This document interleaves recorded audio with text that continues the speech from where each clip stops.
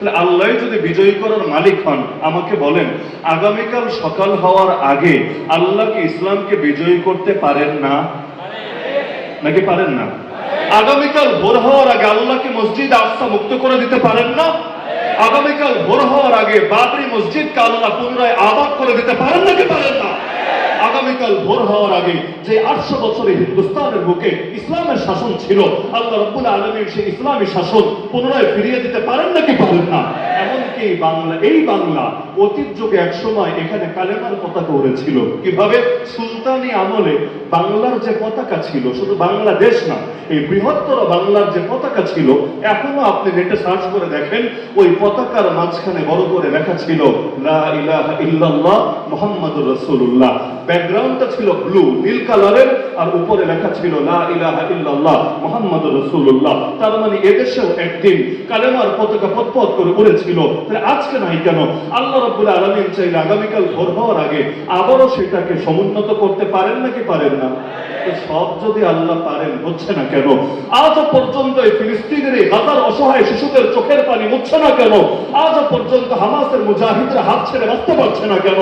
আজও পর্যন্ত যে মসজিদগুলোকে শহীদ করা হয়েছে, সেগুলোর মাইক থেকে আবারও আযানের ধ্বনি উচ্চারিত হচ্ছে না কেন? আল্লাহ যদি সবই পারেন, আজও পর্যন্ত জমিনের বুকে নবীকে গালি দেওয়া হচ্ছে, ওই গালিবাজদের জবানটা আল্লাহ তাআলা বুঝিয়ে দিচ্ছেন না কেন? আল্লাহ যদি সবই পারেন, দেশে দেশে আলেমরা হক কথা বলার কারণে জুলুমের শিকার হচ্ছেন, যারা জুলুম করছে আল্লাহ ওদের নাম নিশানা মিটিয়ে দিচ্ছেন না কেন? আল্লাহ যদি সবই পারেন, প্রতিটা দেশে অন্তত যেখানে মুসলমান বেশি আছে, সেখানে এখনো কোরআনের শাসন কায়েম হচ্ছে না কেন? প্রশ্ন আসে নাকি আসে না? আরে আল্লাহর করতে কিছু লাগে না। আল্লাহ চাইলে নমরুদের মতো তাগুতকে একটা ল্যাংড়া মশা দিয়ে ধ্বংস করতে পারেন। আল্লাহ রাব্বুল আলামিন চাইলে ফিরাউনের মতো এত বড় তাগুত আর বাতিলকে সাগরের মধ্যে চুবিয়ে অহংকারকে ধূসর করে দিতে পারেন। আল্লাহ রাব্বুল আলামিন চাইলে আব্রাহার বিশাল হস্তি বাহিনীকে ঝাঁকে ঝাঁকে পাখি পাঠিয়ে একদম ওদের অস্তিত্বকে নিশ্চিহ্ন করে দিতে পারেন। আল্লাহ রাব্বুল আলামিন চাইলে ছোট ছোট বাচ্চাদের হাতে ইন্ডিয়ার দালালকে শিক্ষা দিয়ে দেশ ছাড়া করতে পারেন। আল্লাহ তো সবই পারে।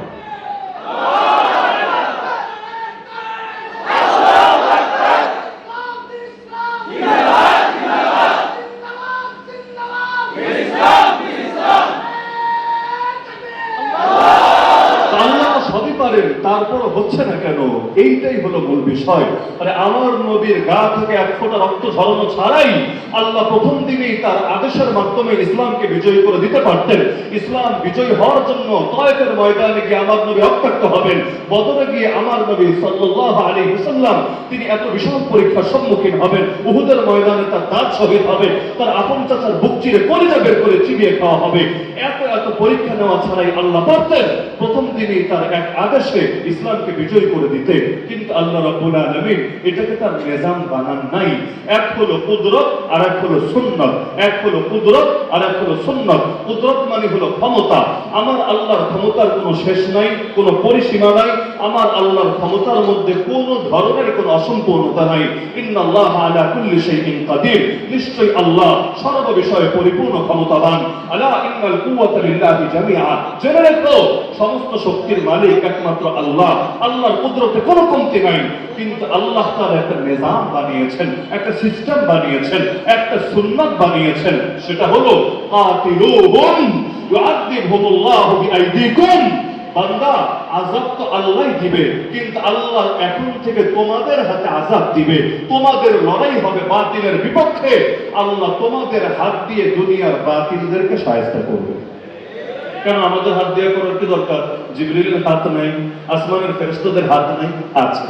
কিন্তু সব যদি আল্লাহই করেন তার আদেশের মাধ্যমে, অটোমেটিক ভাবে, স্বয়ংক্রিয় ভাবে, তাহলে আমি আপনি দামি হব কিভাবে?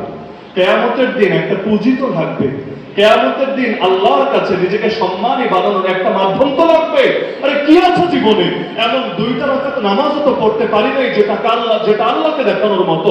এমন একটা সিজদাও তো দিতে পারি নাই যে সিজদা আল্লাহকে দেখানোর মতো। কি আছে জীবনে? না নামাজের কোয়ালিটি ঠিক আছে, না রোজার কোয়ালিটি ঠিক আছে, না হজের কোয়ালিটি ঠিক আছে, না যাকাতের কোয়ালিটি ঠিক আছে। তা আল্লাহ তো চান আমাদেরকে দামি বানাবেন। কিভাবে দামি বানাবেন? নবী শিখিয়ে গেছেন, ইন্না ইযামাল জাযা মা ইযামিল বালা। আরে তোমার মুসিবত যত বড় হবে আল্লাহর কাছে তোমার পুরস্কার তত বড় হবে। ওয়া ইন্নাল্লাহা ইযা হাব্বা কওমান ইবতালাহুম, আল্লাহ যখন কোন জাতিকে ভালোবাসবে তখনই কেবল তাদেরকে বিপদ দিয়ে পরীক্ষা করবে। ফামান রাদিয়া ফালাহুর রিদা, বিপদে পড়েও যে আল্লাহর উপর খুশি থাকবে তার জন্য আল্লাহর সন্তুষ্টি বরাদ্দ থাকবে। ওমান সাখিতা ফালাহু সাখাত, আর বিপদে পড়লে যে আল্লাহর উপর নারাজ হবে তার জন্য আল্লাহর অসন্তুষ্টিও বরাদ্দ থাকবে।